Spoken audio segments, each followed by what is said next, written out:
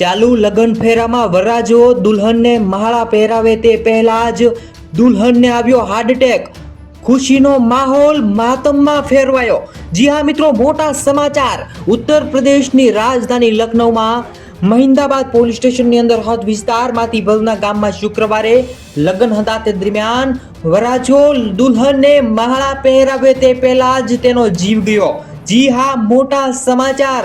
લગ્નની સિઝન દરમિયાન મોટી દુર્ઘટના સામે આવી, જેમાંથી ખુશીનો માહોલ જે છે તે માતમમાં છવાઈ ગયો છે. દરમિયાન સંદિગ્ધ હાલતમાં તેની ઢળી પડેલી હાલતમાં લાશ મળી.